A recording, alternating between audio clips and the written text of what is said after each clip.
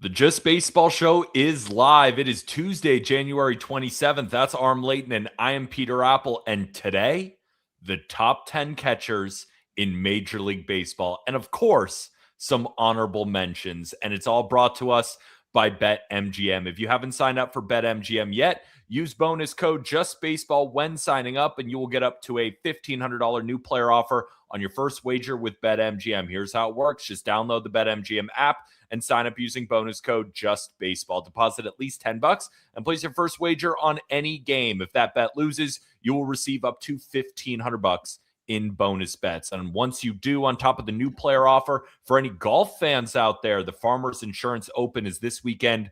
BetMGM players will receive a golf odds boost token. To use the token, add any golf wagers to your bet slip and activate the token. If you win your bet that was made with the odds boost token, you will receive extra winnings in unrestricted bonus dollars. And during the week, BetMGM players will receive an any sport odds boost token. To use the token, add a wager made up of bets from any sport to your bet slip and activate the token. If you win your wager that was made with the token, you will receive extra winnings and unrestricted bonus dollars. Again, that's code JustBaseball on BetMGM. Aram, the positional rankings move along. I'm really excited for this one. Catchers is always a really fun one. We're going to go through our top 10. Again, you can find the article, and if you're listening on audio, you can follow along all of our rankings. Of course, we all made our own lists, but this is a democracy, unfortunately, because of course I think my list is right, you think your list is right, but it's a totality, right? There are 7 of us who ranked. We have a mean score at the end,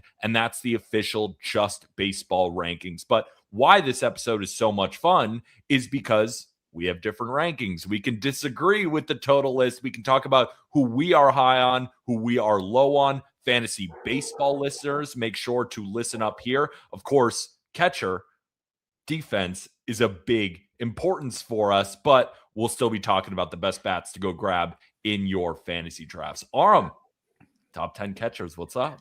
A lot more fun than utility players. So I'm looking forward to that. I think catchers might be the highest variance position because you have to weigh so much, right? And then also you have to factor in, like, there's a really good defender, but he's not as good of a hitter. But with a catcher, it's such a premium that how much are you going to value it? What parts of the defense are you going to value? If a guy absolutely rakes, but he isn't as good of a defender, what's the tipping point for you? It's different for everybody. And I think catching is like the most extreme example of that. I think shortstops will get a little bit of that, but I think with shortstop, it's like the best shortstops are the best shortstops. I think with catcher, after really number 1, there's really no consensus. And I think that's one of the few positions where we can say that about. I agree. I wanted to ask you before we begin, the implementation of ABS next year, taking away a little bit from guys who are excellent framers. Did you factor that into your analysis when ranking your top 10 and honorable mentions? No, because I don't think it takes too much. It was funny. I was talking about this with some people because it's become a really like fun conversation. I think teams are going to have different strategies as to how they're going to deploy their challenges. But at the same time, if you're stealing a lot of strikes, think about how much you're going to dome up the other team about when to use their challenges and whether they should or shouldn't. Like, I think that in itself still makes it inherently valuable. I think if the expectation was that teams never miss with their challenges, then sure, I think it could start to lessen the impact of it. And also if teams had like 10 challenges, then maybe it would lessen the impact of it, but it's only a few. And if you're stealing, strikes every game at a higher clip, I still think it's just as impactful. I agree. It didn't really factor into mine for all those things that you said. I do wonder what our catcher rankings would look like if we had full robo-umps, where the catcher had absolutely no control over the strike zone and it was a little robot in the ear of an umpire, like how we would rank these guys. Like Salvador Perez might still be in the top 10, right? And there are a couple other guys who would be a lot higher, and a lot of these guys who have made their money on defense. Like I think of a Patrick Bailey, who we're going to find in our top 10 catchers. Spoiler alert, but at the end of the day, I think Patrick Bailey should be in everyone's top 10 catchers with how good he is defensively. But where would he rank if framing wasn't as important if we had robo-umps? It would hurt for sure. I think it's a great point. And that's part of the reason why, and I know it becomes a whole conversation, but I don't know. I like that nuance. I know other people would say like, well, I just want strikes to be strikes. And I get that, but I don't know. It's a fun art in our complicated game. Yes, it is. Without further ado, you want to jump straight in? Yeah, we're starting from 15 downward. Honorable mentions. I Okay. grabbed three, but just before we begin, again, thank you to everybody joining us here live on YouTube. The best way to support these live streams is to smash the like button and make sure to subscribe. And wherever you listen to your podcasts on audio, if you have been enjoying all the off-season content, best way to support, leave a 5-star review. And if you have a couple extra seconds, leave a couple sentences in a written review. It would help us a ton. Now it's time for the honorable mentions. All right, Aram. The 3 honorable mentions based off our combined rankings are Gabriel Moreno, number 1. That was like the clear 11 in our rankings. But number 12, Hunter Goodman of the Colorado Rockies. And number 13, Francisco Alvarez. Now, you and I both had Gabriel Moreno in our top 10. Yep. So if it was just a list between you and I, we'd be talking about him in our top 10, but he's not. Why do you think the rest of the staff is so stupid to not rank him in the top 10? Where do you think that stupidity comes from? So I am a Moreno like truther, so I'm obviously going to be a little bit biased, but the fact that you had him one spot higher, and Leo had him one spot higher. Both of you guys had him at 8. I absolutely love, because I think what happens, it's the what have you done for me lately? And there's a lot of young, exciting players at this position now. And Moreno's just been hurt. And it just really comes down to that. And even though through stretches, he hasn't been as good offensively as maybe he is capable of being, he still has consistently been above average as a big leaguer. And I think this is something that you can't fully give him credit for because he has to do it. But I think it's a testament to the ability. If you go on a 162 game F4 pace, and I know no catcher plays that many games, but you can even take 20% of this off. You could dock it. His 162 game F4 pace, Moreno's, is 4.25. His 162 game pace of our WAR is 4.66. So even if you want to say, oh, he's only going to play, let's say 130, 140 games in a healthy season, that's still right at 4 wins, right? Or pretty damn close to it. That's a really good catcher. And that's at his current pace now. I think there's even more upside there. He's a superb defender. He hits the ball harder than he gets credit for. The bat to ball is good. He just needs to stay healthy. And that's been the most frustrating part with Moreno. When you look at all the Fangraphs projections, right, they have about 7 different projection models. Every single one of them has him above a 3-win season next year. Every single one, with the high being at 3.9. So the range is between 3.1 to 3.9. And I think what they're looking at is a very well-rounded game. And I think that's what both you and I like so much about Gabriel Moreno. He's a very solid defensive catcher, but his bat to ball is also, borderline elite. I think the one area that we'd like to see more of is the power, right? You look at his home run output, 5 home runs in 2024, 9 home runs in 2025. Albeit what you mentioned earlier on about the amount of games played, right? In that 5 home run season, he played 97 games. In an 83-game season, he hit 9 home runs, right? So if he can play 125 games, do we see 15 home runs? I think that's in there. So I think we both agree, as long as he's healthy, and that's what the projection systems are looking at. They're projecting health, right? This 3.1 to 3.9 F4 range, that's only in about 112 games. So we agree, the projection systems agree, stay healthy, Moreno, and you have the potential to be a top 5 catcher. No That's doubt. the only thing we're missing on. No doubt. I agree. And the EVs are pretty good. It was a 44% hard hit rate last year. There's juice in there if he can start to elevate a little bit more, which I think he was doing last year before getting hurt. So that's my favorite guy outside there. I think you can say a lot of the same things about Francisco Alvarez, but for him, it's just been like, I feel like one year the defense is, holy crap, I didn't think the defense would be that good. Then another year it's been, holy crap, he's slugging big time there. And I think just trying to find the combination of the two, but if he finds the combination of the two and stays healthy, that's another guy I think is easily a top 5 catcher in the game. And I very much think the surgery that he had to get on his thumb, the thumb issue, very much hurt his defense because it was so good in the past. That's another guy. I think both of them very easily could fly up of our rankings for next year. And I also think it's a good reminder too, right? Francisco Alvarez is 24 years old. He's 3 years younger than guys like Adley Rutschman or Dylan Dingler or guys like that, where, Dylan Dingler coming off a 4-win season last year at 27 years old, what will Francisco Alvarez be when he's 27 years old? So it's like that push and pull of age, where Alvarez was tasked with catching a bunch of different pitchers at 21, 22 years old.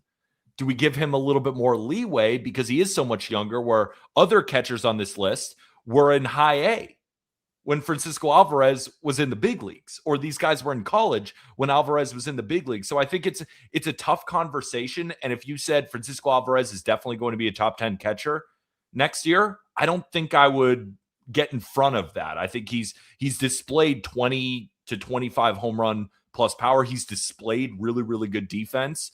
It's just been inconsistent, which can come with age. So he's just a really tough guy to nab for next year. But again, when we go back to those FanGraph projection models, they're all pretty aligned that this guy's going to be a 2.5 win player with 16 to 24 home runs, anywhere within that range. And that would be probably a top 10 catcher next year. So I think for us, it's not a huge sample yet. He was really young, and we're just kind of waiting to see him break out, which could happen this year. One other shout I just wanted to give, because I think I was the only player to even rank JT Realmuto in the top 15. I ranked him 15th, to be fair.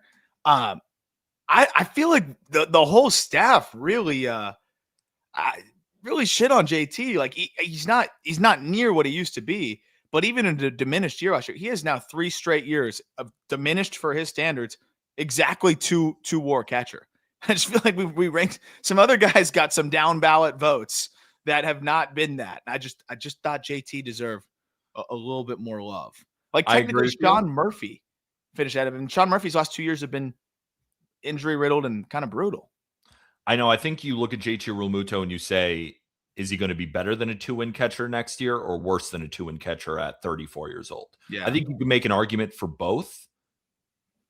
I think I'm just on the outside looking in, right? I think I'd probably, because we rank our top 15 and then everybody else just gets a 20 ranking for outside the top 15. Realmuto probably would have been 16 for me. But I agree with you. I was surprised to see kind of you were the only one. And last but certainly not least on our honorable mentions list is Hunter Goodman, who I thought there was a potential he really wouldn't stick at catcher. I remember the Rockies thinking about putting him in the outfield or potentially at first base. And then he comes and is more than serviceable and then hits 30 jacks. Yeah. And I think where you and I disagree on our rankings, and just generally speaking, I am much more weary to rank a guy high after one good season. I've said it on, rankings on my top 100 multiple times. I'm always a little bit lower on the younger guys. And I feel like you and Jack and a good part of our staff kind of lean more bullish on things that you've seen in a shorter sample. With Hunter Goodman, I just thought to myself, I think I like what I see. I just know that he chases a ton. I know it's kind of a volatile profile offensively. Is he able to do it again? I just don't know. I had a really tough time ranking him. He's a tough one because it is a volatile profile, but he pulls the ball in the air extremely hard, and he's turned himself into at least an average defender. I think he was a little bit above that. So that part really helps.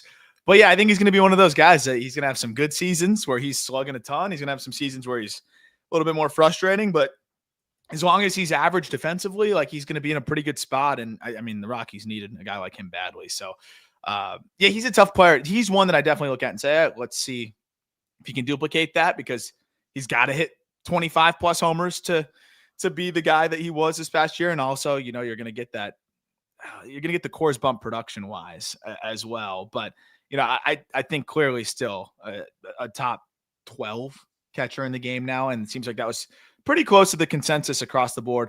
The low guy was Leo at 15 and the high guy was Eric at 9 for Goodman. Yeah. Are you ready for the top 10? Let's do it. I'm excited. So number 10, Austin Wells of the New York Yankees. So last year, Austin Wells slashed 219, 275, 436 for a 94 WRC plus, meaning he was about 6% below a league average hitter. But we also got to factor in that, a league average catcher is around a 92 WRC plus. So slightly better than league average offense, put up a 3-win season, hit 21 home runs, and even added 5 stolen bases and 71 RBIs. When looking at where everybody ranked him, I was the high man on Austin Wells at number 7, and you were one of the low men at number 11. So starting off quickly, we already have a disagreement. And most of the company ranked him 9, 10, 11, and then I was the high guy at 7. And I realized you could see the Aaron Judge painting in the back. You could see the signed Mariano picture. It might seem like I'm a little biased, but I feel like I have a good argument for why he should be definitively a top 10 catcher in the game. And I think it starts with his ability to play defense. When we're looking at defensive value among catchers, if you look at the projection systems, just defensive value for catchers next season, he ranks number 3. He is an elite framer. And if you look at all the different metrics on Baseball Savant's fielding value, was number 4 last year. We're tied for number 4. And he had a down year offensively. We all saw it, right? His pitch selection wasn't very good. He was chasing more than he ever had. He kind of got away from well above average plate discipline that he showed in his first season when he was a 3.5 win player and a 107 WRC plus. That took a little bit of a step back. He kind of leaned into the power a little bit more, pulled more fly balls in the air, but it came a result ultimately as a worse hitter when you're looking at WRC plus. With all of that said, he was a 3-win player. From my opinion, I feel like we have a floor here because of how elite the defense is of a 3-win player. And I have back-to-back seasons of a 3 to 3.5 win player. And if he can get back up to a 100 WRC plus, cut the middle of what he was over the last 2 seasons, it's nothing crazy. Can he put up a 300 OBP next year? I think he can, right? Can he maintain a 420 slug? Can he hit 230? I think those are in line with a guy who's going to be 26 years old, and knowing how elite the defense is, I couldn't put him lower because he's shown it now in back-to-back years. Yeah, I hear. I think it's interesting too, because you could probably survey, 30 front offices, and you'd probably get some wide-ranging answers, and it's based on just how much they value receiving and framing, and there's a lot of them out there that really do. And I think it's kind of built into what you saw from the projection systems, and even what you see built into the defensive value, right? Because Wells doesn't really excel at anything else. He's not bad at anything else. He's like really close to average in every other defensive category, but he's elite, one of the best receivers and framers in Major League Baseball. And again, like we talked about off the top, people are just joining us, ABS is not going to chip away at that. So that really does like carry a lot of the value. Sometimes when I'm talking about prospects to people with different teams, if it's a catcher, he's a really good framer, they're like, he can receive his way to like 50 grade defense. And I'm like, damn, because everything else is not very good. And this was just about, let's say, X or Y catching prospects. So if he's elite at that, yeah, of course. And he's always going to be a pretty valuable catcher until we have full-fledged robo, and we don't have that right now. And I hope we never do. So you can't really mention that. My biggest concern with him was just how steep the drop-off was offensively. And if the receiving just takes a little bit of a hit, right? He's dealing with a little bit of a wrist issue or thumb issue, like we were talking about with some of these other guys. How quickly does the value crater? Like the strikeout rate went up 5%. The walk rate went down nearly 4%. The expected stats, like the underlying batted ball data was not great. So it didn't really point towards him being unlucky, which is funny because he was like the most unlucky hitter on the planet in 24. So to your point, if he can split the difference, I'm probably too low on him. I just don't know. And this was just a difficult player for me to rank. Like, I'm not going to sit here and be like, you're too high on him, you're biased, whatever. I understand it, because if you really believe he can be what he was in 24, which is actually an unlucky hitter with the output that he had, then yeah, he's better than probably where you ranked him. So it was just really hard for me to figure out, because I was just very surprised by how much worse he was offensively this past year. And it may have been, as you alluded to, in the name of trying to slug more, and maybe he finds that middle ground in 26. I think he will, but I'm actually more bullish on his defense rather than his offense. And that's why I think I was comfortable ranking him at number 7, was I was looking at a guy who I believe is one of the best pitch framers in all of Major League Baseball. And you said he's about average. and a lot of the other catcher defensive statistics. And you were totally right when looking at last year. The year before, he was in the top 25 percentile in blocking at least, and he's got an average pop time, and he's good at throwing guys out. So I'm not willing to say that he's only average after that one season at the other, parts of being a good defensive catcher. I think he is a good blocker. I think he's an elite pitch framer. And it is a tough offensive profile to judge because, funny enough, Podcast P and I were just looking into things for Austin Wells because we thought to ourselves, why did this happen? How do you go from like a 350 xWOBA to a 296 xWOBA? Looking at the quality of contact metrics, like how does that happen? One thing that we noticed was he swung at the first pitch a ton last year, like 42% of the time, which was up about 9% from the previous season. And I thought to myself, when swinging at the first pitch, Podcast P, did he crater? No, he hit 400 when swinging at the first pitch. And when he took a pitch and it was 1-0 in those counts, put up an OPS over 800. Aram, he got down 0-1. That OPS dropped below 500. I think his pitch selection, he also really struggled against breaking ball. Yeah, he really struggled against secondaries. And I like Peyton, I know it alluded to as well. Like it may have been in the name of trying to be geared up for velo and be ready for velo, which he did hit well, but he really got exposed against secondaries. So again, I think it's just finding the middle ground here in this coming season. And again, even if he doesn't find the middle ground and he's a 95 WRC plus guy, he's still a 3-win player. And I do feel like the bat is still in him enough to be a 100 WRC plus guy, which is why I ranked him a little bit higher. But let's move on to number 9 on our list, Patrick Bailey of the San Francisco Giants. So we all know that Patrick Bailey is not a guy who is going to affect the game much offensively, but defensively, there is nobody better. Last season, Patrick Bailey slashed 222, 277 for a 325 slug. And you ask yourself, how in the world is this guy a top 10 catcher when he's only hit 6 home runs in 135 games last year? It's because he's one of the best defensive catchers we have ever seen. I mean, when I talked about Austin Wells having the 3rd best defensive value among catchers, it's half of Patrick Bailey. 18 versus 36. So if I'm saying the 3rd best defensive catcher by that statistic, Patrick Bailey is double that. That's how incredible he is. We're talking about Austin Wells as a great pitch framer.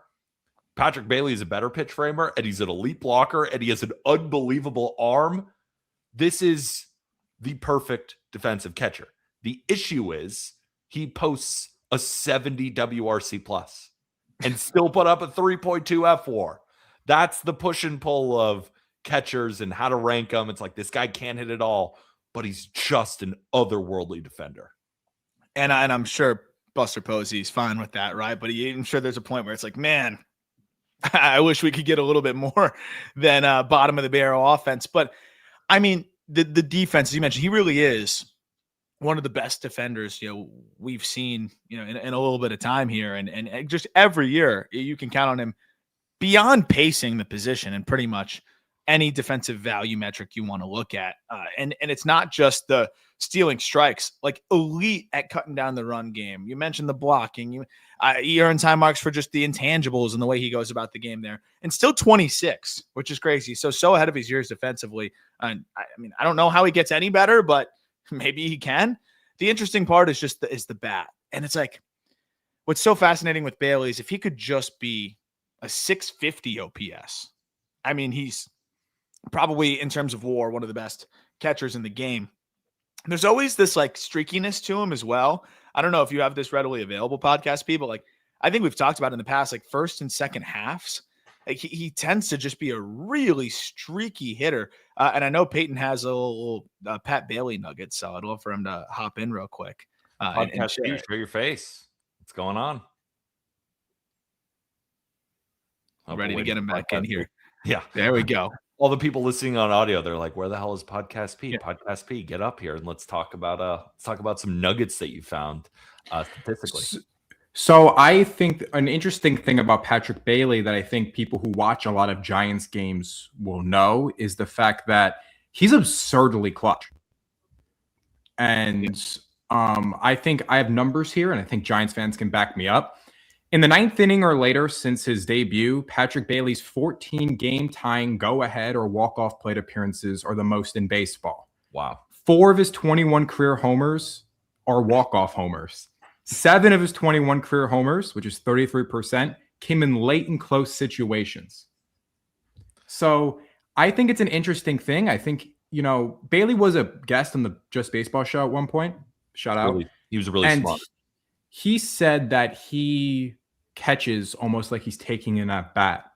And I wonder if, this is obvious that catching is very physically demanding, but I wonder if the way he catches is so mentally demanding that it's hard for him to consistently actually be in at-bats. So he's able to kind of turn up in big moments and focus a bit more. And that's why, and his stats clearly tick up in big moments. I don't know. I find that really interesting. To back that up, high leverage last year, he slashed 275, 317, 396. Yes. That's good for a 712 OPS. Medium leverage, 544 OPS. Low leverage, 589 OPS. And that's pretty much every single year, even his rookie season. 814 OPS in high leverage, 569 in medium, 630 in low. It's crazy. Exactly. It just kind of makes me think too, because I was expecting those low leverage stats to be legitimately awful. Because I'm like, if those high leverage stats are that good, what's he doing in May on a Wednesday with nobody on and 1 out in the 3rd inning? Just auto outs. No, it doesn't matter. It doesn't matter for Patrick Bailey offensively. Like, remember, this is a guy who swung at a pitch at his eyes and hit a walk-off grand slam off Tanner Scott. I know a lot of people were doing that in 2025 to Tanner Scott, but that's something he did. He had a walk-off inside the Parker off Jordan Romano. He hit a grand slam down by 3 against the Mets at Citi Field in 2024 when his team was down by 3. He kind of terms up for the big moment consistently. Like Aram said, it's a pretty big sample at this point. And I wonder if the importance of framing gets reduced a bit by ABS. I wonder if that allows him to invest more mental attention to hitting. And I think he'll kind of replace that value somehow. It's my theory. I think it could happen. Well, thank you, Podcast P. Appreciate your nuggets. And I'm sure we'll be calling you back up soon for even more nuggets. But as we continue, Aram, through our top 10, so far we have gone through Gabriel Moreno, Hunter Goodman, and Francisco Alvarez as our honorable mentions. Austin Wells at number 10, Patrick Bailey at number 9. Before we move on to number 8, anything else on Patrick Bailey? I feel like it's pretty simple. Insane defense, not so great offense. And I think the point of why he's ranked a little bit lower is it's not like we're seeing him going to be on the rise offensively next year. We just know the floor is high for a 3-win catcher because the defense is so outrageous. Yeah, and it's funny going to the next guy. I'm like, imagine if you could combine these two guys. It might be rivaling Cal Raleigh, but even if Cal hits 65 again, the value might be too immense. 100%. And at number 8 on the top 10 catchers list, Shea Langeliers of the No City designation Athletics, which you can find in Sacramento. So last year, what a year. He had 277, 325 on base, 536 slug for a 132 WRC plus, which ended up being a 3.9 F-WAR, 31 home runs, and 7 stolen bases. When looking at where everybody ranked him, you and I were on the higher end of the spectrum. I was the high guy at number 6, but you were right there at number 7. And Eric and Leo had him ranked outside the top 10. And when talking about stupidity, here it is. I'm just kidding. I love Eric and Leo a ton. I just don't understand how this guy wouldn't be a definitive top 10 catcher for you. Because I think a not so valid excuse would be, well, look at his offensive numbers at home. But here's the thing. 19 of his 31 home runs were on the road this season. He cut down the strikeout rate. Catchers hitting 277 do not grow on trees. And defensively, by defensive value on Fangraphs, he was at a 0.0. So he wasn't hurting you defensively either. And you can't point to the park and say, well, he got all of his production there and that he's a big home road splits guy. He's not. He displayed a lot of the power.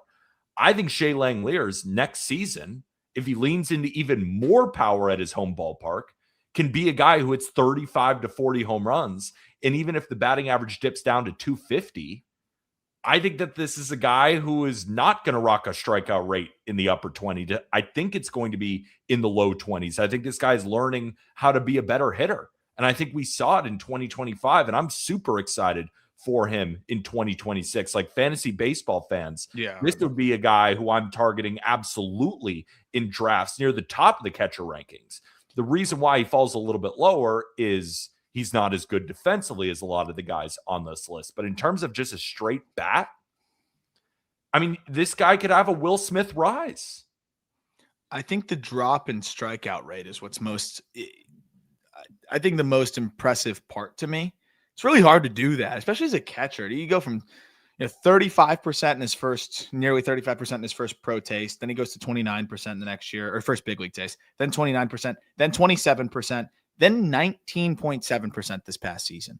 And it's not like it came at the expense of power. As you mentioned, he slugged, more than ever. Slugged 536, and on the road, it was majority of the slug was away from that, launch pad in Sacramento. So, I think the question, I guess, if you're concerned, is how bad of a blocker and receiver he was in 24, but at the same time, like, he improved in both of those areas and then made this leap offensively that I think does look pretty sustainable. So I just think when a guy makes those kind of bat to ball gains with the power, I'm going to bet on that. And even if he's a slightly below average defender, he's going to hit so much. I don't think it really matters.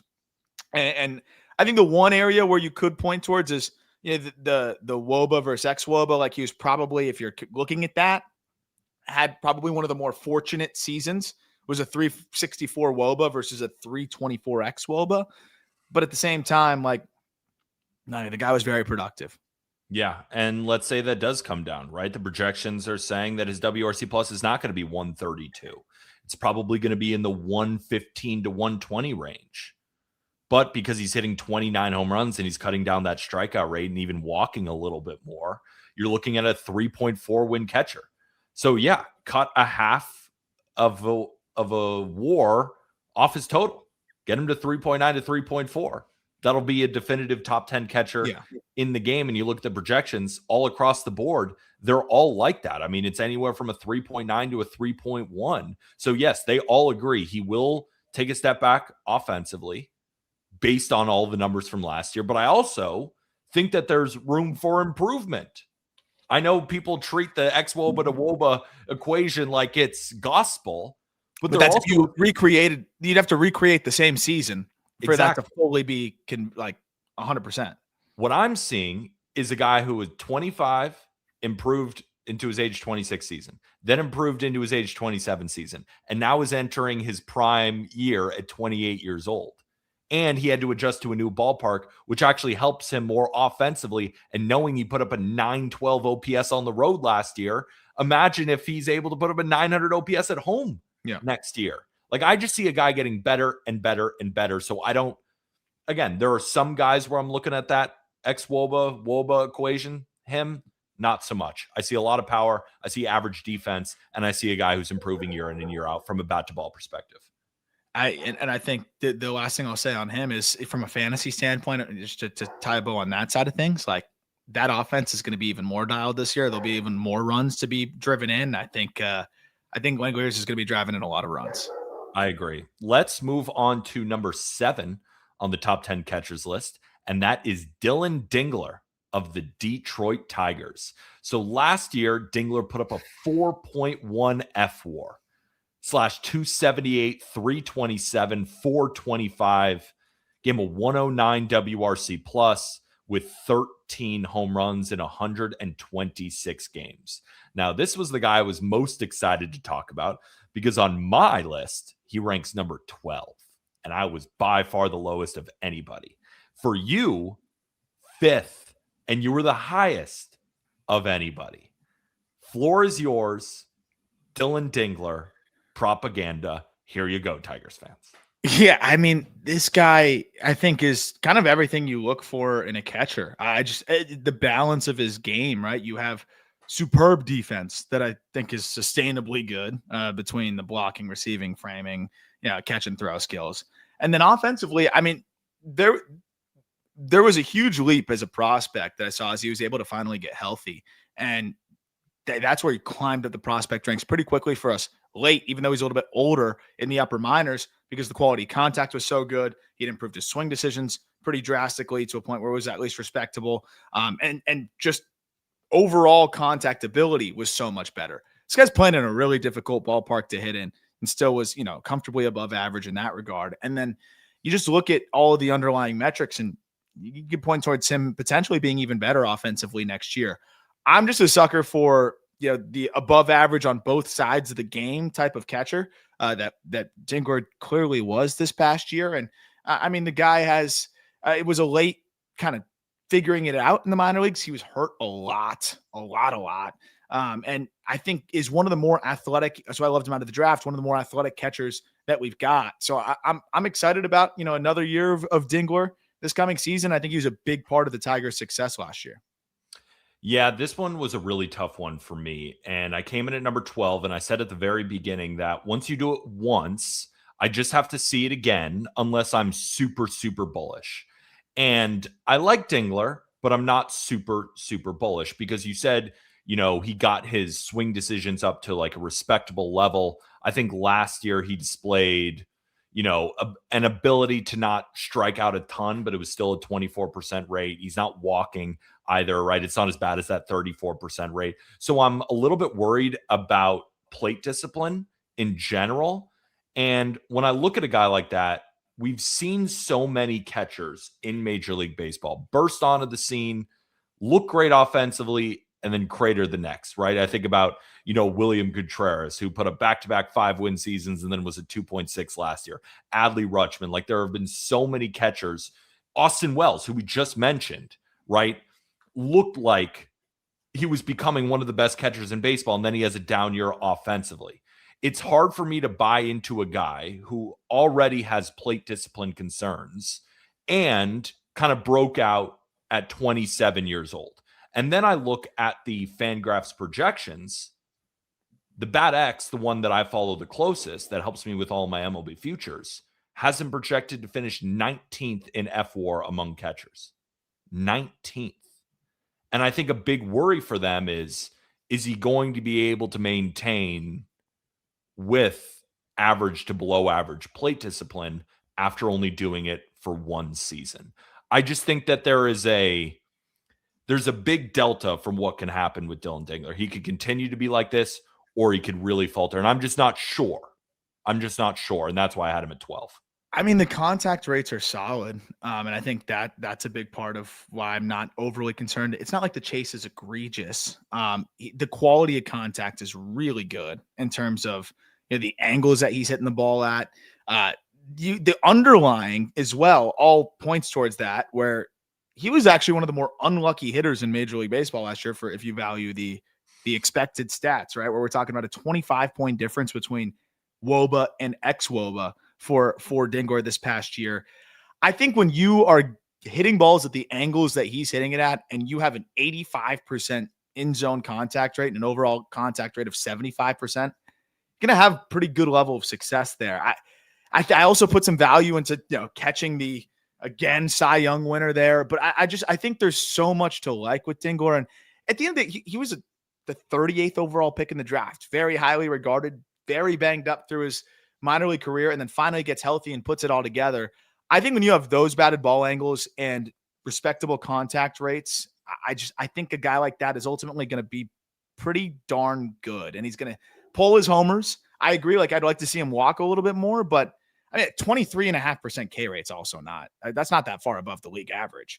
I think ultimately with his ability to make contact and maximize that contact and then defend at a really high clip, I think this is one of the higher floor catchers that you've got. Because then again, even if he somehow gives way offensively, the defense is going to carry him. Like, I think we're also forgetting that this guy was in the 91st percentile in framing, 85th percentile in called strikes above average, and 95th percentile in blocks above average. So all the things that we were just saying about Wells and his offensive variance, why doesn't that apply to Dylan Dingler here? Well, because I think Dingler did it once and put up a 4.1 F4 and put up a 107 WRC plus. And if he was ranked number 5, like Austin Wells was ranked number 5, and then puts up a type of season that Austin Wells did last year, what's then his floor? And when you look at the projection models and they say the floor is still well above average defense, 4th in defensive fielding run value, right behind Austin Wells. But they view the offense as cratering even more than what Wells did last year. And I think the biggest discrepancy of what they're looking at for next year is that batting average and that OBP not being able to hold. So they have him closer to like a 230, 240 batting average, 280, 290 OBP across the board, right? It's not just the bat X. It was kind of across the board where the 12 home runs are going to stick. The defense is going to stick. They think he's going to slug. But from a batting average and an OBP standpoint, of course, lowering the WRC plus down to like the 88, 89 range. That's where they're at on that. What are those based off of? Because he had a 290 expected batting average, which was the 97th percentile last year. Maybe those plate discipline concerns, the fact that he chases a little bit more. They're looking at his minor league stats that he was striking out 30% of the time. Well, that's the thing with the projection systems too, is I think it, will bake in the minor league stats. And I'll value a full major league season over like 3 minor league seasons, because hitters and players change so much when they get to the big league level. Also, like Austin Wells' swing decisions weren't much better, if at all, than Dylan Dingler. So we're talking about, in terms of expected batting average, almost a 76 point difference from this past year between Wells and Dingler. I don't know that the projections. I don't know enough about how the projection systems work and what they consider in that fold, but I think he's severely undervalued, maybe being weighed down by, injured minor league seasons where he just wasn't nearly as good. It'll be interesting to see. Like, I would love to be wrong on this side. Like to see Dylan Dingler be again a 3.5 to 4 win catcher and really become one of the better catchers in Major League Baseball. And he trumps all these projection systems. It causes, kind of an alarm bell when I see all of them are down and I see all of them dropping in batting average and OBP and not slugging to the level that he was last year. And just my inherent feeling of not wanting to rank guys as high just off one good season. And I think so that's why I was a little bit lower. Yeah, I need to do more research on how these projection systems come up with these numbers. Cause like even in 24, which was a year that it really clicked for Dingler, in AAA, he played 71 games in AAA before getting the call to the show. Hit 308, 379, 559. So 145 WRC plus with 17 homers. He struck out 20% of the time. And again, the glove has always been there. So I just think that the floor is so high. It's a plus glove. And so if he's running into some homers, which is, I think, the expectation, and the batted ball data puts him down as unlucky last year, I don't know what the projection systems are on. Before we move on to our next catcher on our list, what do you think about this comment from Raj? His high XBA is due to his elite sweet spot rate, which doesn't stick as much year over year. Okay, well, that actually is helpful context. Thank you, Raj. I hear that, I guess, but even if you don't want to cite the expected batting average per se, I think it does stick in terms of, if you look at his batted ball angles, you look at what he was able to do in that AAA year, like he's a guy that air pulls the ball really hard consistently. And I think that does stick for guys that have swings that are grooved for that. So I think we'll see, but yeah, I guess that might be the discrepancy with the projection systems, at least. Is this one of those ones where we get a tattoo bet going? No, I think I would confidently say he's going over three and change WAR this year, barring injury. I don't want to bet against him though. Like I don't want to be like, I'll take under, because I like him too. I just am weary about guys who have done it once. I get it. I get it. And I mean, also he's just been banged up a lot. So, yeah. But I've always had a bias towards his game. I like the above average in both facets. I hope you're right. Let's move on to number 6 on our top 10 catchers list. And it's a guy who's been in the list for a while now. Adley Rutschman of the Baltimore Orioles. Now, last year was not a fun year for Adley. He only played 90 games and he hit 9 home runs. Slash 220, 307, 366 for a 91 WRC plus and a 1.2 F4. In 2022, this guy was unreal. 5.6 F4, 134 WRC plus. 2023, a lot of the same. 5.5 F4, 126. Then in 2024 was healthy for the majority of it, 148 games, right? Just some off days as a catcher.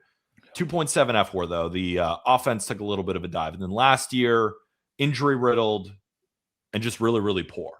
And Podcast P, I know we're ranking him at number 6 and we're starting off negative, but I think the reason we're starting off negative is because we have so much confidence in Adley Rutschman.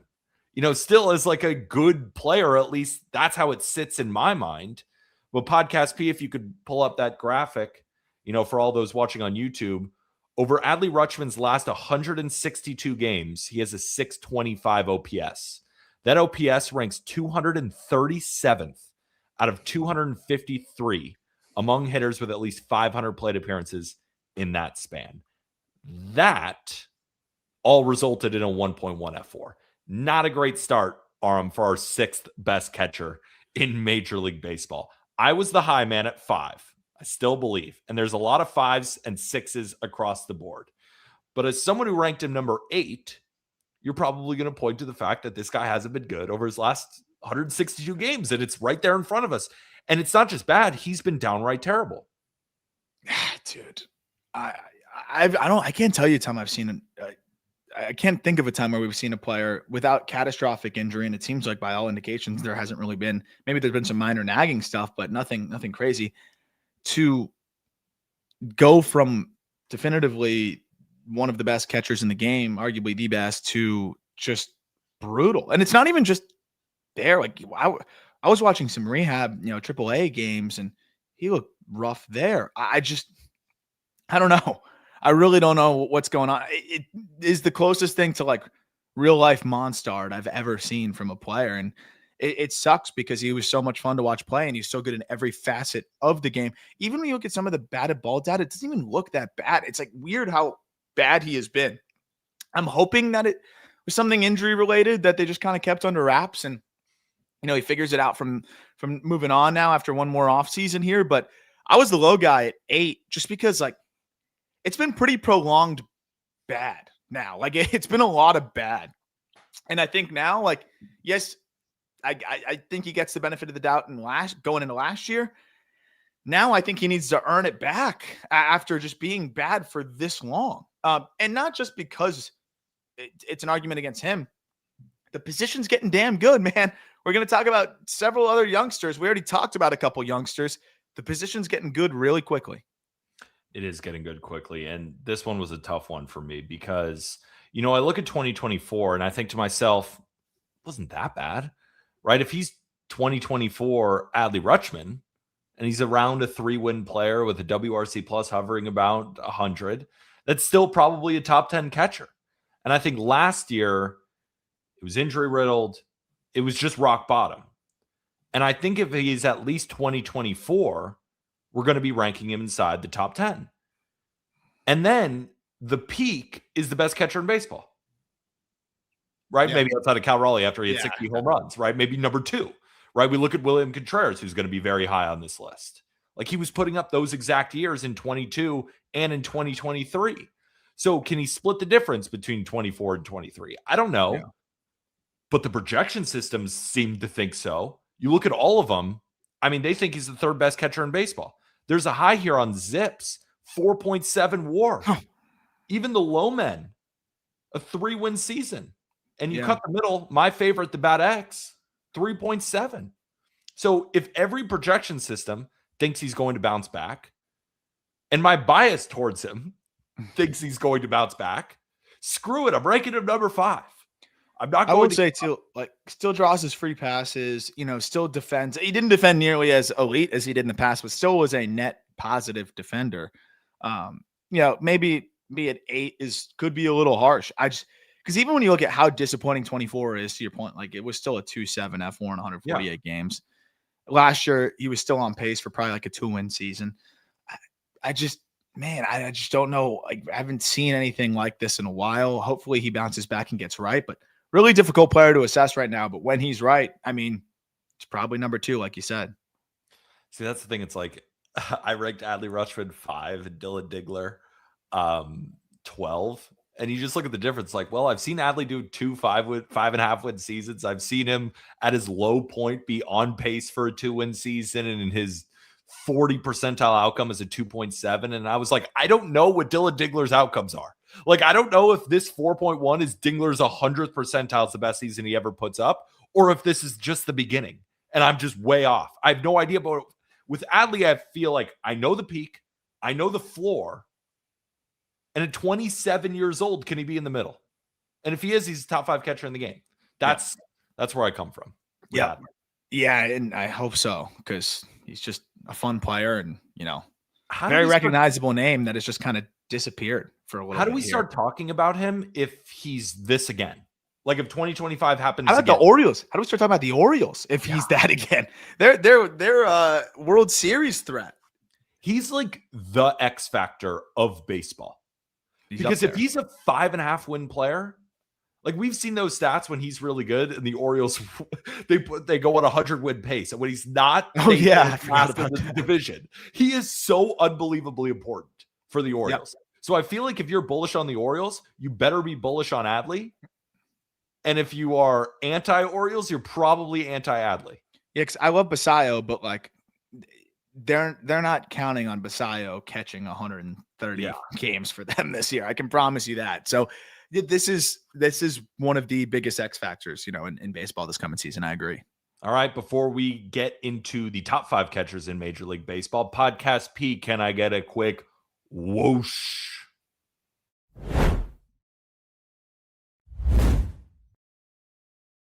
Right. Breaking into the top 5, Aram, and coming in at number 5, Drake Baldwin of the Atlanta Braves. So Baldwin last year, 274 average, 341 on base percentage, 469 slug. The guy hit 19 home runs. And if we're looking at what he did from an F-WAR department, he put up a 3.1 F-WAR season, coming off a great year for the Atlanta Braves, 125 WRC plus. When we're looking at where everybody ranked him, you were at 6, I was at 10. So as everybody knows, if you do it once, I'm intrigued, but I got to be absolutely obsessed with it. And I want to be obsessed with Drake Baldwin because when I look at the offensive profile, I don't really see any concerns. No, you're right. My concern comes from the fact is how many games is he going to play a catcher next year with Sean Murphy? And how good is he defensively at catcher? Because I feel like I don't know for sure. Is that fair? As a prospect that had him as like a 50, like I thought he'd be just about average, slightly above. I think it was like a 45 present, 50 future. And I feel like he was pretty close to that. I think he needs to, take another step forward, probably in the receiving department. But he's such a good athlete back there. I think he will get there.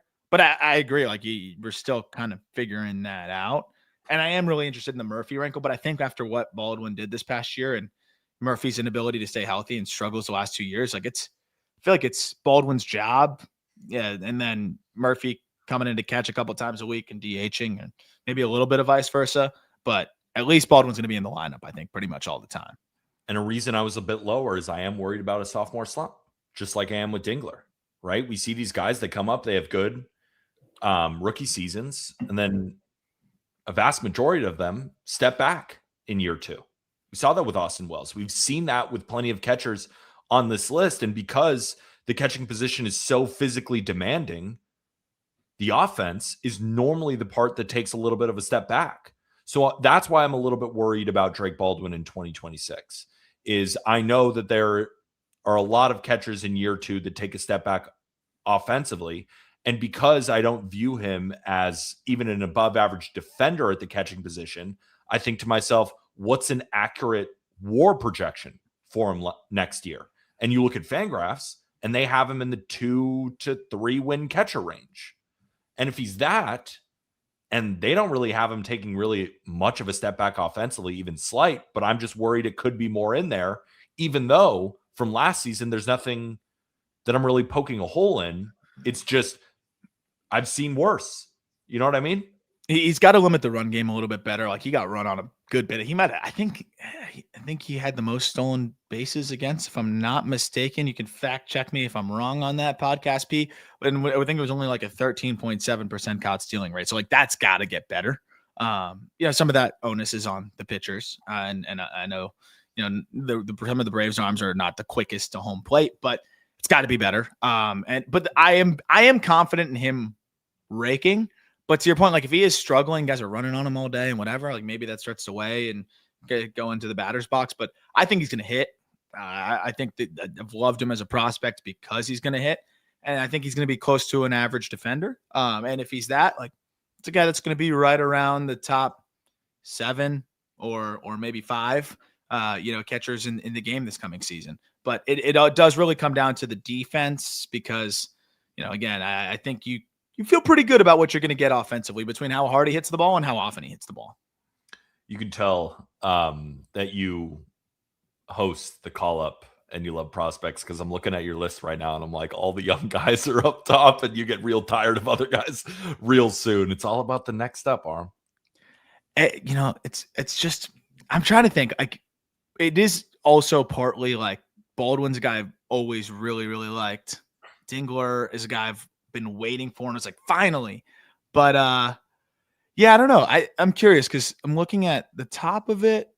I could always skew towards the young guys a little bit, but I think also with the position, like it really pays to be young back there. It really does, unless you're some of the outlier freaks.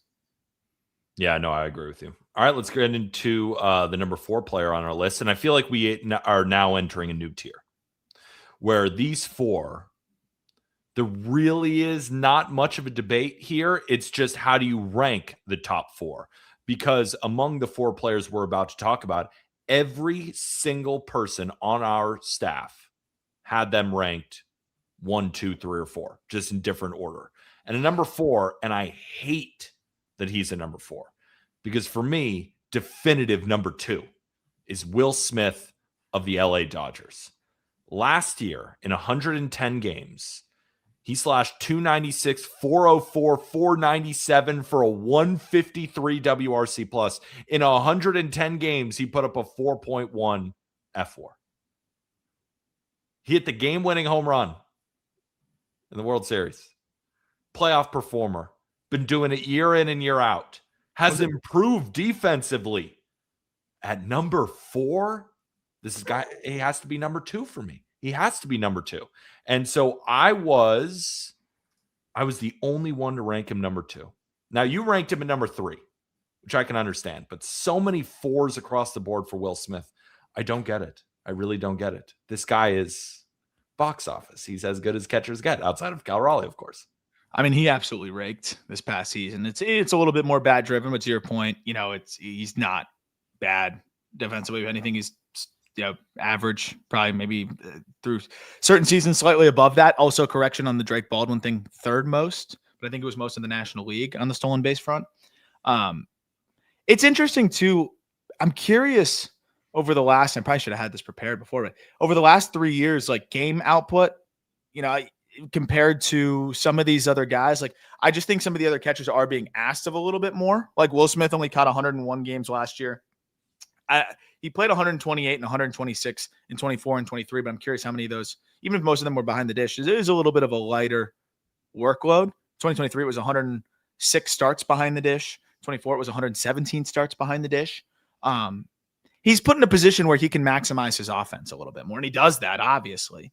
He raked this year, but even the year before, right, it was a 109 at WRC plus, and it wasn't like he was, defending at an elite clip. So I do think when you look at it, I'm not going to fight for the next guy over him, but when you look at like William Contreras, I honestly feel pretty strongly that I would take Contreras' game over him, because again, I think he's put in this position to rake, and yeah, he rakes. And I think Contreras Well, first, I want to stick on Will Smith just a little bit longer because a 153 WRC plus is outrageous. I mean, I think his offensive year got a little bit overshadowed by 60 home runs by Cal Raleigh, and deservedly so. Like, you should get overshadowed when a guy at your position is hitting 60 freaking home runs. But if he didn't have that year and Cal Raleigh put up his typical 35 to 40 home runs and was good defensively and even put up a 4.5 win season, I think we'd be talking about Will Smith potentially in a different light. I think that his offense has been a little bit underrated. But to your point about the Dodgers putting him in the best position to succeed, I think is a really, really good one.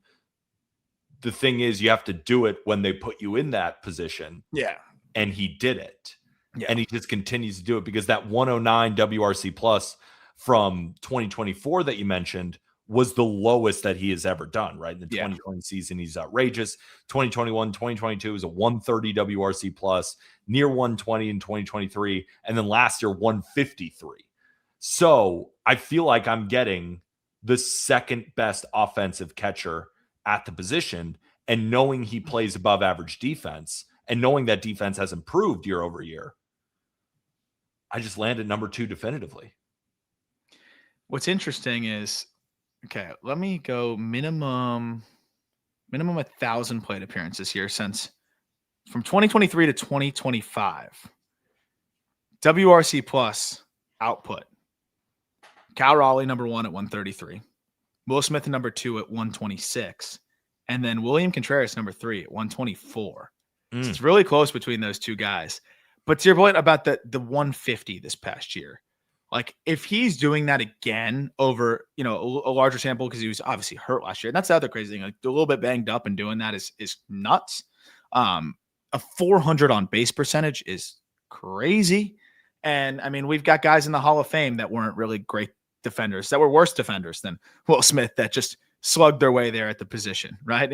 So I think that is, when you're that good offensively, obviously you get a little bit more leeway. And again, he's gotten to a point where he is not bad defensively by any means. Yeah. All right. You ready to get into number 3? Yes.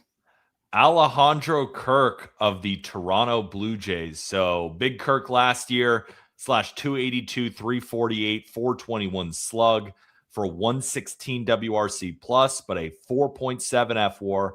Because this guy's defense is outrageously good. Excellent pitch framer. Hit 15 home runs. Doesn't strike out at all. Is always a tough AB. If we're looking at where everybody ranked him, I was the low man at 4. You also had him at 4. Everybody else outside of Fink had him at number 3. So for anybody listening, his mean score was 3.375. Will Smith's was 3.5. So they're very, very close. It's not like we think, oh, yeah, definitely Alejandro Kirk's a better catcher than Will Smith. I disagree. I think Will Smith is the better catcher, but I understand ranking Kirk this high because the defense is so elite. And if he's even a 110 WRC plus guy, you have a runway to a 3.5 to 4 win catcher. Point blank, period. Yep. And do you want to know another fun stat that I found? Hard hit rate last year. Between these 3 players, who do you think had the lowest hard hit rate between Addison Barger, Alejandro Kirk, and Vladimir Guerrero Jr.? Well, I feel like it's a trick question, but my answer would have been, in any other context, would have been Alejandro Kirk. But it's Vladdy. And that's actually crazy. And Barger is number 1. It went Barger at 51%, Kirk at 50.8, Vladdy at 50.7. You look at hard hit leaders, they're all bunched right next to each other. I just thought that is funny. Crazy. Barger doesn't surprise me because that guy gets it off, but like Kirk, that shows you the contact floor of Kirk. And clearly like he found out how to lean into that, a little bit more this past year. It's really tough because like this is what we talked about in the intro, right? Like how much do you value the defense? How much do you value being absolutely ridiculous offensively? And I think Will Smith has gotten the defense to the point where his offensive ability just can carry him just above Kirk for me. And Kirk is tough because, I hope he can build off of this year, but we were talking about this Kirk the same way in 22.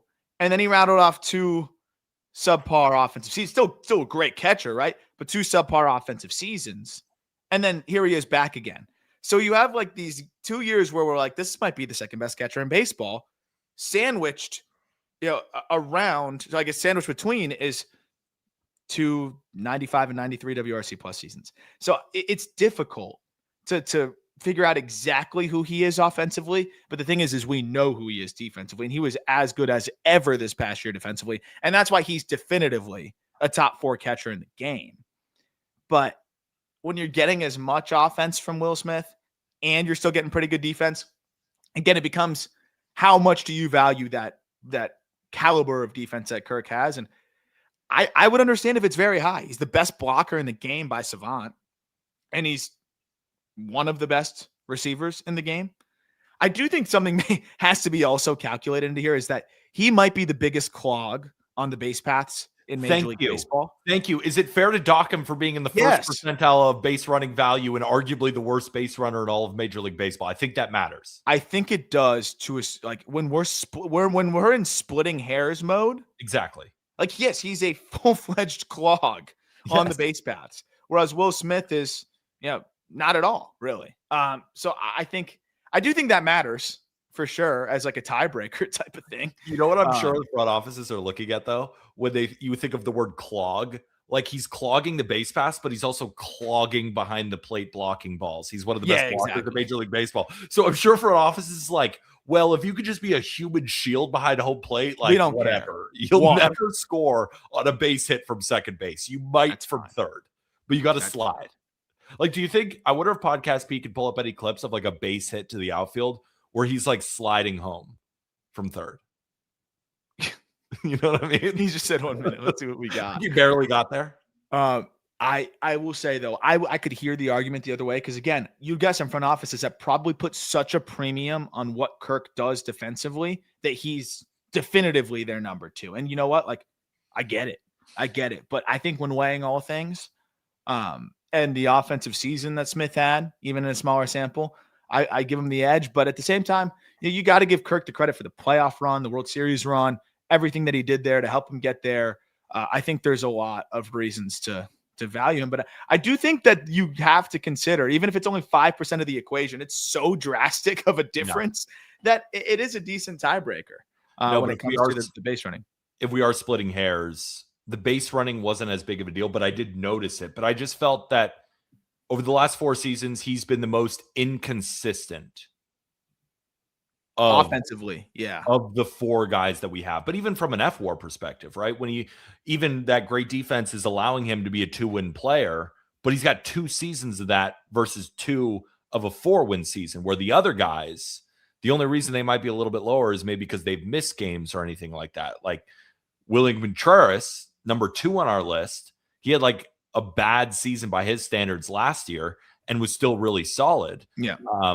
So I guess it's time to just talk about William Contreras. Well, and the last thing I'll mention that kind of leads us into that too is like since the start of the 2023 season, F4 by catchers, it's Cal at 18.8, it's William Contreras at 15, it's Will Smith at 10.6, it's Pat Bailey at 10.2, and then it's Alejandro Kirk at 9.7, which is still just barely above Adley Rutschman because there's a lot of carrying being done to the 2023 season of Adley. But it also is worth noting that Kirk played decent amount of less games than not Smith, but Contreras and Raleigh, but he would have never caught them even with the extra 70 games.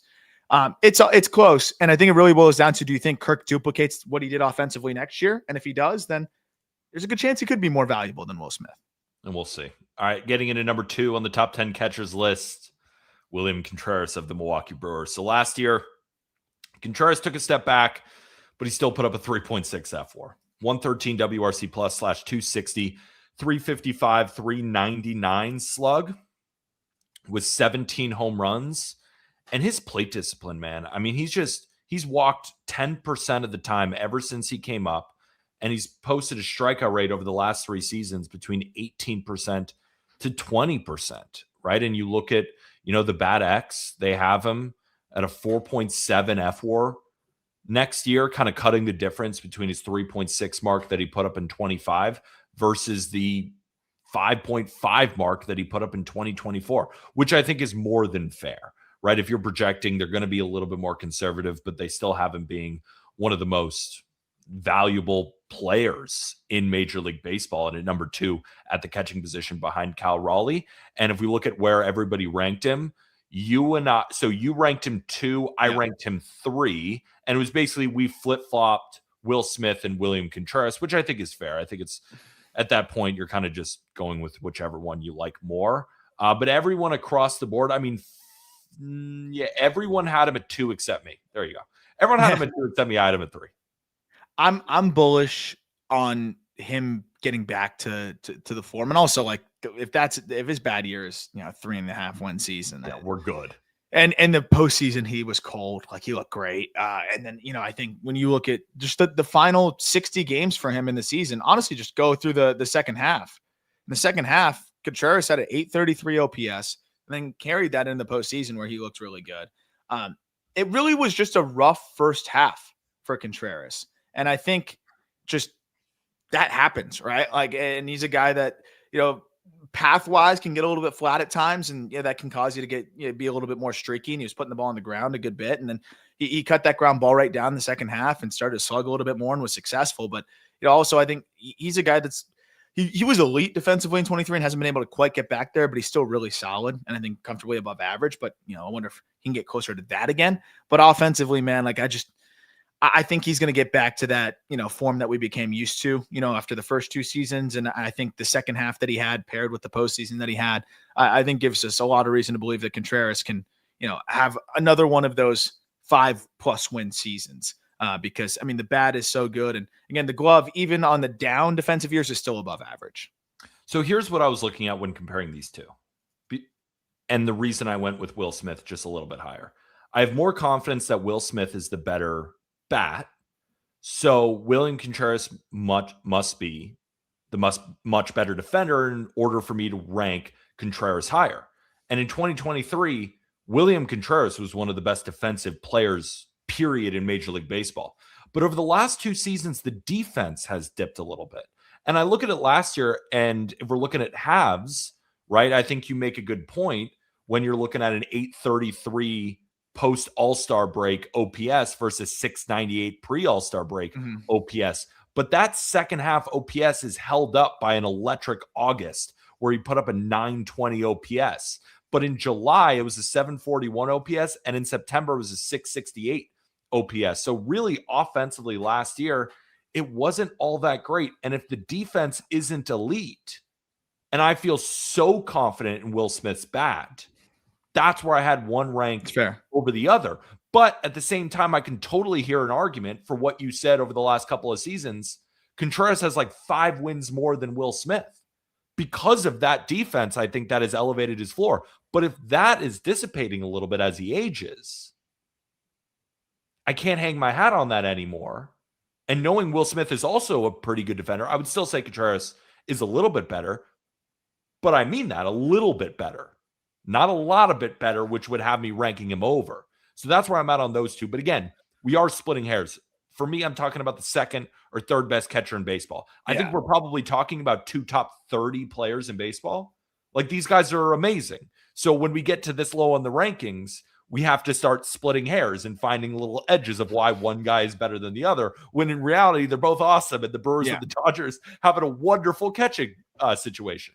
Yeah, I hear that, and it makes sense. I think at 28 years old, you hope that Contreras just gets back to that premium defense. And then the raw exit velocities from Contreras are so good that, and this is a little bit, bullish for me, because it's really hard to totally adjust the path, and you don't want to create any issues when you already are so steadily successful. But he has 30+ homer potential so easily if you could just elevate the ball more. I mean, his average launch angle on batted balls 95+ miles per hour was like 8 degrees in 2024, and it was like 9.5 degrees in 2025. None of those are where you want it to be. You want it to be closer to like 13 to 14 degrees. But the raw power is so ridiculous. So that there's so much more meat on the bone there too, offensively. And defensively, it is the question of like, can you get back to where you were? But the fact that there's so much upside on both ends, I'm willing to roll the dice. But I do think, if you ask me who's the safest bet to have, the 4-win season, I could totally understand going with Will Smith, given just the floor that you get with the bat and the defense not taking away from his value. Well, here's the huge difference between these two. Will Smith, 24th percentile in base running value. William Contreras, 11th. We have to hold them to that standard. Yeah. Will Smith is only a bottom 25th percentile runner. Contreras is way worse, dude. That's the deciding factor. Can we both agree on that? Can everyone listening agree that the actual deciding factor is base running? Is the base running there? Yes, but as long as you're not the literal clog of Major League Baseball, I'll give you a pass. But man, none of these catchers can move. Even the athletic ones. Contreras is a sick athlete. Will Smith is a sick athlete, and they're all just so taxed that their base running value is just nothing. I keep going back to our conversation about clogging. Like, would I take arguably the best blocker in baseball and the worst defender, or like a guy who's not a good base runner and not as good of a blocker? Like, I'm taking the blocks and just walk base to base. Yeah, walk base to base. I don't even care. All right, last but certainly not least, the number one catcher in Major League Baseball is Cal Raleigh. Thank you to everybody listening to the Just Baseball Show. We're done. It's super easy. The guy was unbelievably outrageous last year. I like that, the way I framed that. Unbelievably outrageous. I don't even know if that makes sense.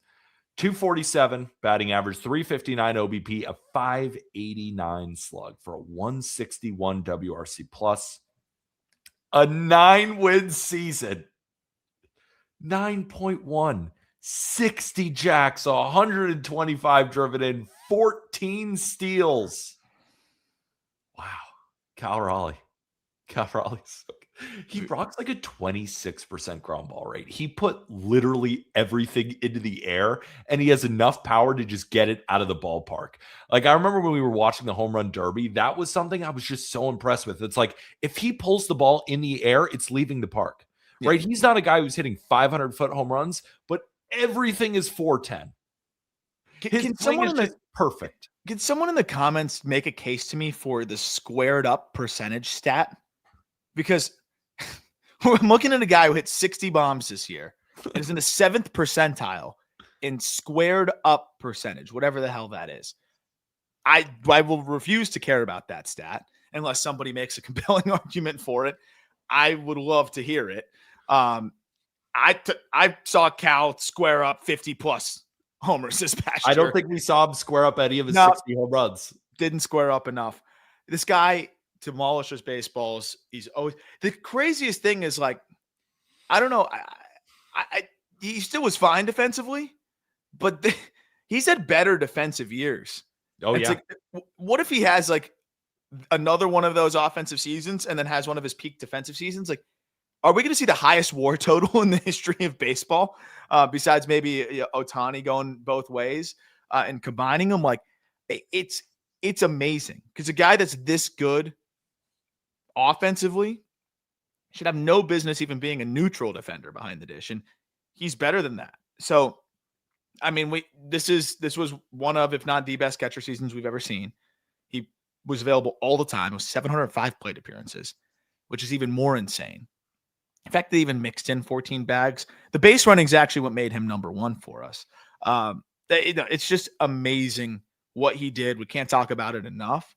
And from both sides, the biggest thing for Cal was, and I'm put out a whole piece on this about the subtle swing adjustments that Cal made to unlock what he did. Oh, let's go podcast, but you had it on lock.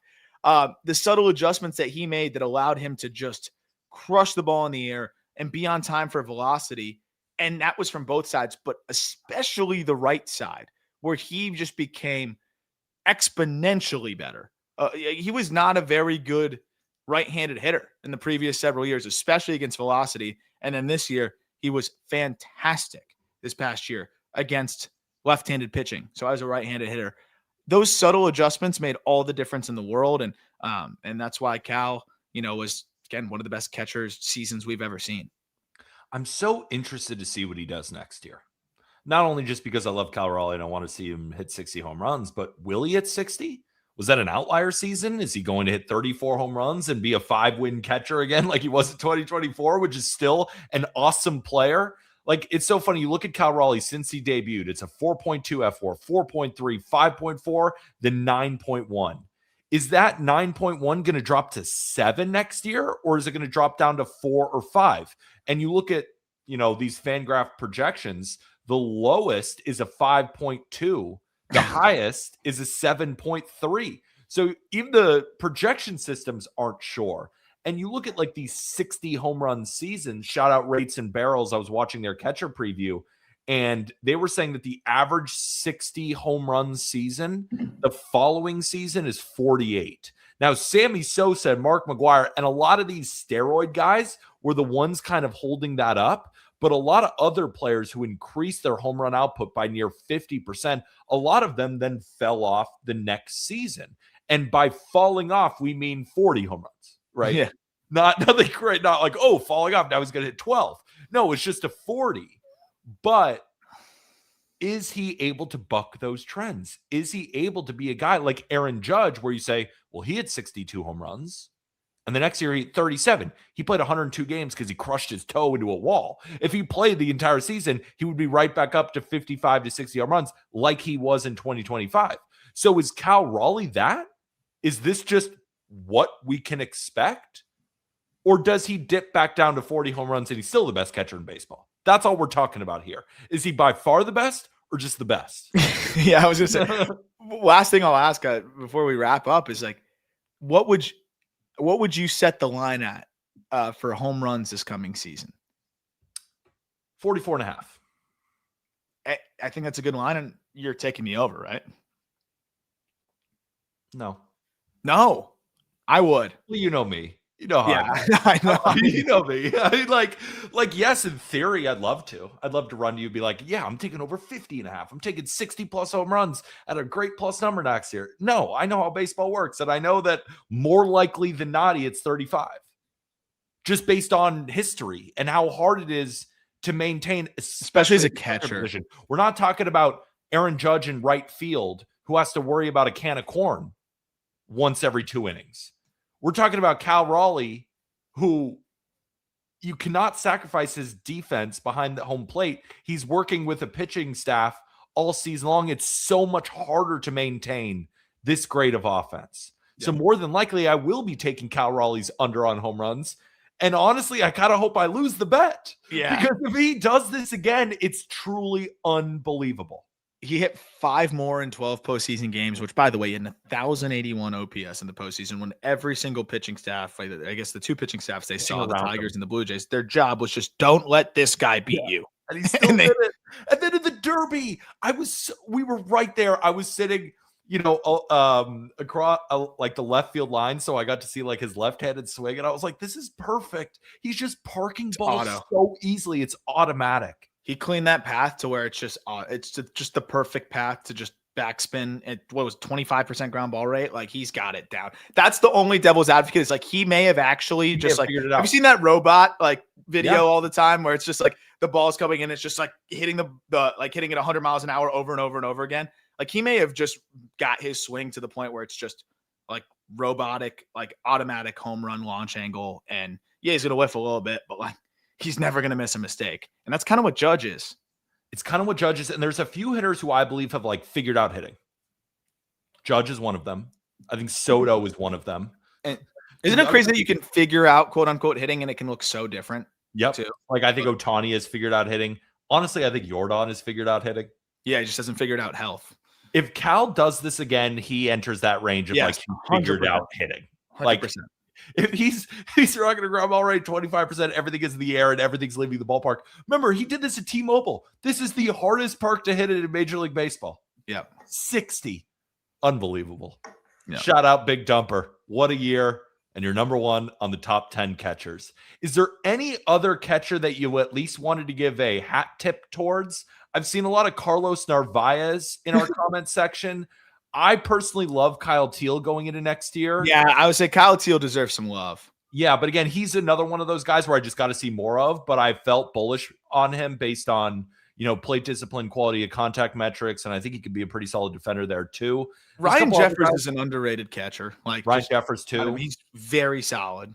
And then, I mean, look, I don't even know if he's going to count as a catcher because Salvador's going to catch until, he's gone, but I mean, Carter Jensen, man, like I still love him as a guy that's going to have a huge year this coming season for the Royals. I also think Bo Naylor is going to get better and better. I've seen a lot of defensive improvements from him. And if he's like a well above average defender and he still isn't great offensively, I still think that's a 2-win guy, which is still a valuable player. Yainer Diaz, when I first did my rough draft rankings, I had him really high because I just believe in the bat so much. Yeah, the bat's great. Rakes, but he's struggled and he's not a good defender. So it's like the swing decisions are atrocious. He's such a good like hitter in terms of like swing, bats a ball, hit the ball hard, but oh my gosh, is he not good at laying off of pitches? And for Cardinals fans listening, Ivan Herrera was on our DH rankings. Yeah. So is that a mistake by us? Maybe. Sometimes it's hard. I don't think he's going to catch that much. I don't know either. But sometimes that's the tough part about these positional rankings is like we put a guy there because he played a lot last year and then he changes up. And then it's like, wait, why wasn't this guy on our ranking? So for Cardinals fans listening, he was really high on our DH rankings. Yeah, I love that guy. Like, we love him. He was just on the DH. Carter Jensen's another good guy. Wonder if Dalton Rushing could be good next year, depending on where he plays. Another comment from our guy, Sean. No love for Henry Davis. No. This is the year. This is the year. Joey Bart, Aram. Yes. Any thoughts? Yes. That's his thoughts. All right. That'll do it for this episode of the Just Baseball Show. Thank you to Podcast P for producing. Aram and I, hopefully everybody enjoyed, what we were breaking down here from a top 10 catcher's perspective. And the best way to support, make sure to smash the like button on YouTube, hit that subscribe button, listening wherever you get your podcast, 5-star reviews, get your Just Baseball merch, and join the best baseball group chat in the world. You can find those links in the episode description. For Aram Layton, I'm Peter Apple. We'll be back with top 10 first basemen tomorrow. With that, thank you, everybody.